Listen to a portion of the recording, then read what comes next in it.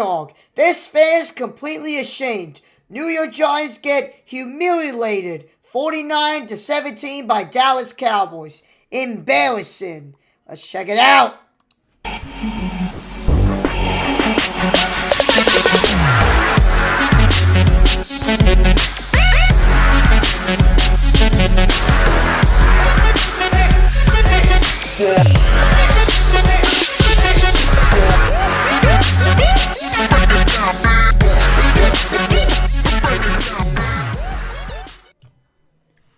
What's going on, everybody? It is your Baddog. boy Baddog here with another New York Giants postgame.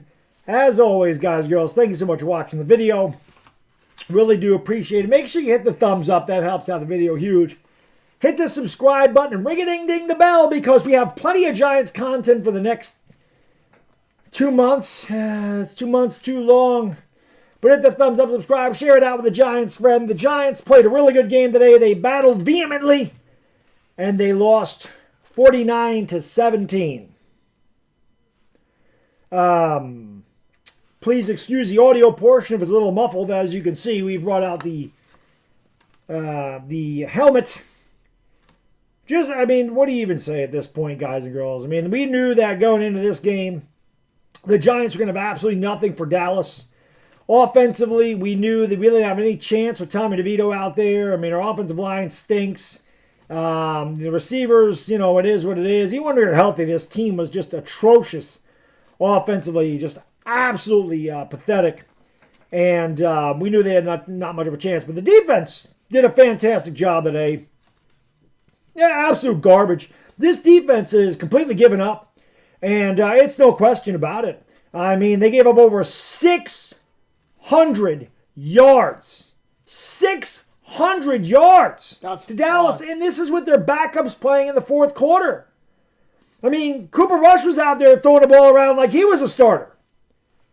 I don't know what Michael Gallup ended up with, but my God, Brandon Cooks had almost 200 yards receiving. CeeDee Lamb was over 100 yards receiving. Michael Gallup had to be close. Embarrassing. Like, the defense just quit. It absolutely quit. And I'm going to tell you this right now. I am not going to sit here and be an advocate of firing coaches and firing GMs every 2 years, because this is why we're in the situation we're in, because the only consistent thing here has been inconsistency.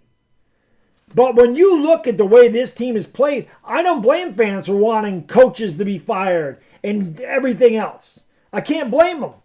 The defense is pathetic. You see this team cracking. You saw Sterling Shepard and Darius Slayton get into it on the sideline. I don't know what this is about, but this is a bad look for the Giants. It's bad enough getting your ass kicked week in and week out. It's bad enough the injuries. It's bad enough the embarrassment. I get it. But when your team, when you start to lose the locker room, which it looks like it, you got McKinney spouting off, questioning the coaches, questioning the GM. You got Evan Neal talking about flipping burgers. You see an argument on the sideline. I don't know what the hell that was about between Shepard and Darius Slayton. I'll have to look that up later. But when you see this outside of the locker room, when they start chirping to the media, that is a sign that the coach is starting to lose the team. And with 7 more freaking games to go, that is an absolutely terrible look. Again, I'm not mad. I can't even be mad at this. I can't be mad at the performance.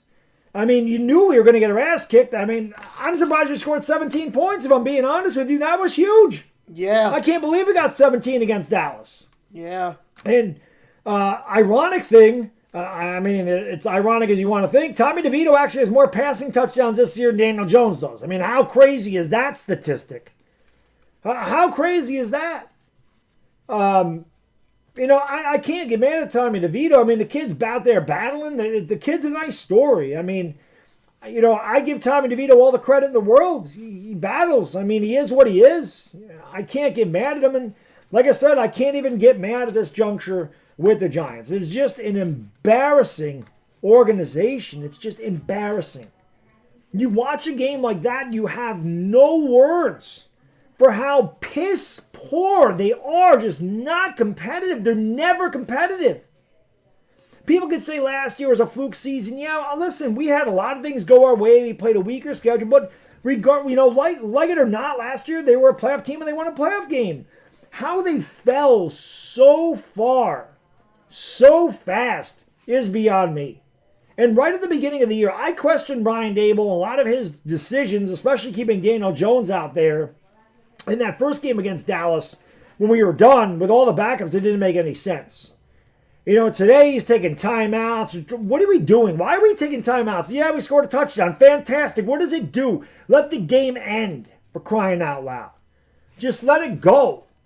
It's so ugly at this point. Everything about it. There's nothing to build off of here.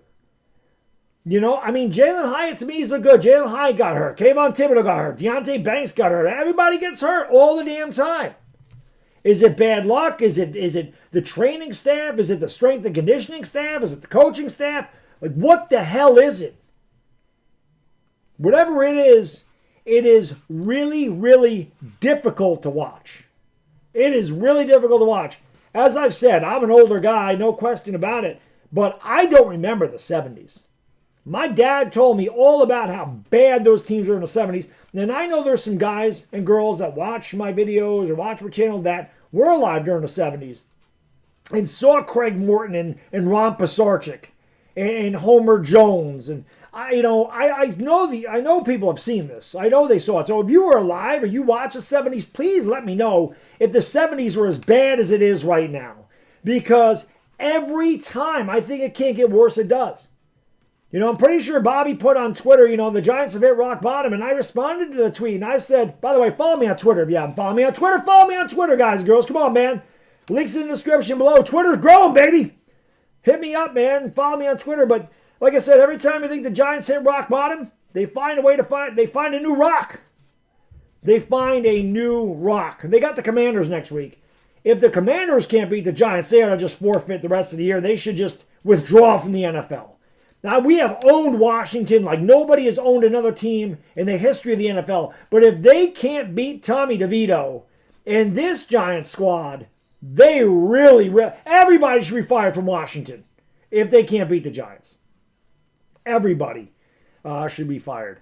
But just in another embarrassing, humiliating game, the Giants don't even look like an NFL team. They really don't.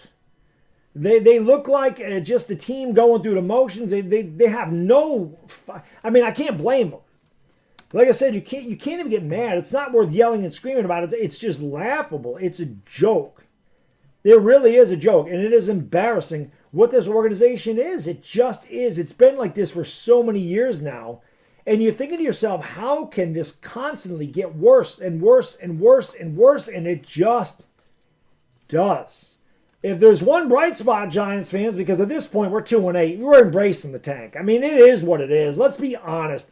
Nobody's sitting here saying, let's win a couple of games here and get the 9th pick. Nobody's doing that. Let's be honest. You want the highest pick you can get at this point. We're not going to win another game. We know that. I'm not saying go out there and try to lose. We don't need to try to lose. This team is going to lose because this team is horrendous, and it was not good when it was healthy. Okay, but if there is a bright spot today, Arizona won. Arizona beat Atlanta. Now they're 2-8. Now they still have a tiebreaker because they played a less tough schedule than we have. But I think Arizona can win another game at least with Kyler Murray. So the Giants, in my opinion, may end up with the 2nd pick in the draft. And at that point, you're going to take a quarterback. It is what it is. And then you're going to move forward. And then we're going to see what the hell happens. It could be Caleb Williams. It could be Drake May. That could happen. And they could suck. That could happen too. No, there's no guarantees, especially with the freaking Giants. All I know is this has been probably, and I thought 2021 was bad. I really did. I thought 2021 was horrible. This could be the worst freaking season I have ever witnessed. Why? Because there's still 7 more of these games. At least when Daniel Jones got hurt in 2021, they had already played 11 games. And I don't think that there was a 17-game season that year because they ended up losing their last 6. But we've had to watch 9 of these things like this. It's just bad, Giants fans. I don't know what to say. I'm sorry that you got to put up with this crap. It is what it is. This fan base has been through a lot. This fan base is frustrated. This fan base is not happy. And why should they be? This franchise is a long ways away from what it used to be. Believe it or not, younger Giants fans, this organization was once a proud, winning franchise. They were one of the best teams for a quarter of a century, a little more than a quarter century, from 1984 to 2011. 27 years, this team won 5 NFC titles, 4 Super Bowls. They're in the playoffs a lot. They won division titles. They're actually a good team. I feel bad for the younger fans that did not get to experience any of this winning. Because, as bad as it is for me, at least I'm old enough to remember when they were good, when they were great, when they were winning. I feel bad for the guys and girls who pay all the money to go to these games and watch this disgusting product that they put out in the field every week. It's been bad. It's only going to get worse. But hey, I appreciate you guys and girls being with me and supporting the channel through these dark times. And I would love to tell you it's going to get better. I can't tell you it's going to get better. What I can tell you is next year it's going to be different. It doesn't mean it's going to be better, but it's going to be different. There's going to be a lot of changes, and we're just going to have to see what they are. When you have off seasons, you want a very boring off season if you're a fan of a team, because it means you're not changing much because you were good. This off season was pretty boring outside of the draft and outside of like the Darren Waller thing, which didn't work out. This off season, it's going to be pretty interesting to see what they do. Anyway, that's all I got in this video. Thank you so much for watching. I do appreciate it. Remember, hit the like and subscribe and ring-a-ding-ding the bell. I'll be live for the Lakers in a couple of hours. I'm going to go eat my dinner, and I'm going to go drown my sorrows. Bad diggy dizzle, I'm out. Peace! Hey, man. W video, W Baddog.